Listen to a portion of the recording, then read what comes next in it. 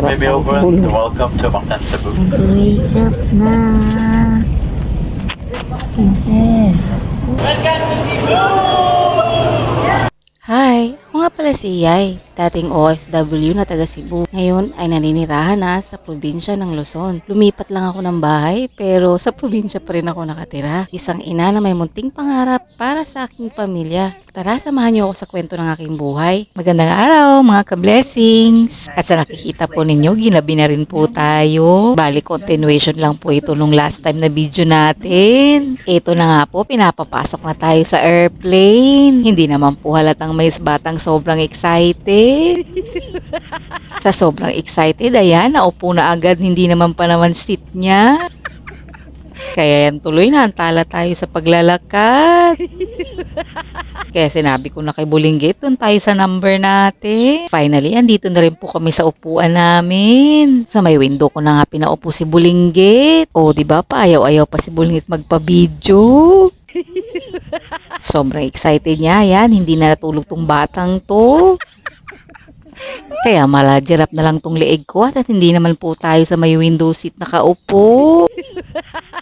Kaya tiis-tiis na lang po muna tayo at naunahan na tayo ni Bulinggit.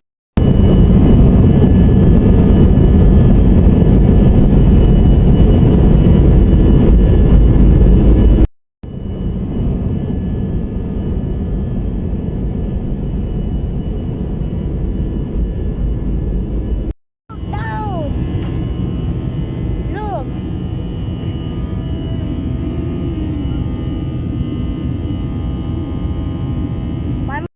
Down.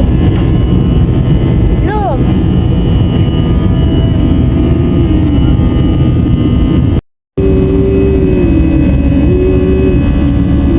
At finally, nag-take off na rin po yung airplane na sinasakyan natin. Mga ilang oras na, andito na rin po kami sa destinasyon namin na pupuntahan. Sa nakikita na po ninyo, andito na po tayo at malapit na talaga. Yung sinasabi ko sa inyong sobrang excited na bata, yan. Mukhang natulog na ata.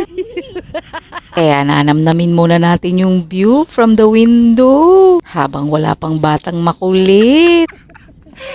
So far, kahit papano, kahit gabi na, ang ganda pa rin tignan kahit gabi na talaga. Pero mas maganda sana kung araw to, kitang-kita natin yung lugar. At eto na nga, lumapag na rin tayo. Ang meron tayong gigisingin dito na matagal at nandito na tayo sa destinasyon natin. Sobrang liwanag lang talaga ng video, kaya pagpasensyahan nyo na po. Princess. Uy, start ko na. Baby Oberon, welcome to Mactan, Cebu. Princess. Time to wake up na. Princess. Uy.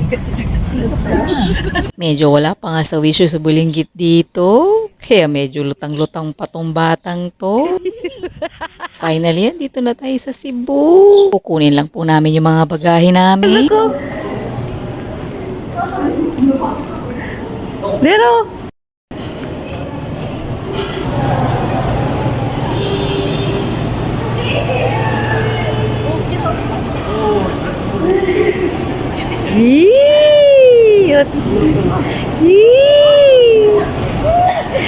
uy, alam ko.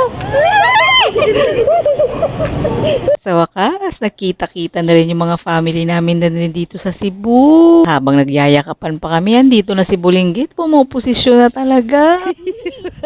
Habang busy-bisihan pa tong pamilya ko sa pag-uusap-usap, ayan, si Bulinggit. Akay-akay yung small luggage ni Mama Lot niya. Syempre, hindi mawawala ang picture taking dito sa airport.